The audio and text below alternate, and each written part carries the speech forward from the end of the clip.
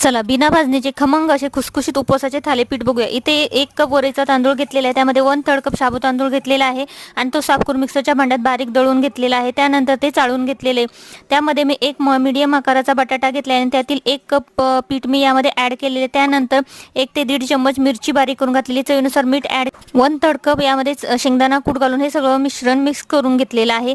त्यानंतर हे थोडं थोडं पाणी घालून हे चांगलं मळून घेतलेलं आहे। एक 7-8 मिनिटं मळून घेतल्यानंतर हे मुरण्यासाठी 10 मिनिटांसाठी ठेवून दिलेला आहे आणि त्यानंतर एक प्लास्टिकचा कागद घेतलेला आहे, त्याला पाण्याचा हात लावून त्यावरती हे थालीपीठ थापून घ्यायचं आहे आणि नंतर एक तव्यावरती मीडियम गॅसवरती हे थालीपीठ शेकायला टाकायचं आहे।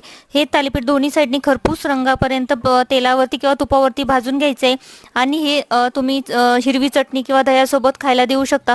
एकदम असे अप्रतिम थालीपीठ तयार होतात। तुम्हाला ही रेसिपी आवडली असेल एकदा अशा पद्धतीने बनवून बघा आणि चॅनलला सबस्क्राइब करायला विसरू नका। थँक्यू।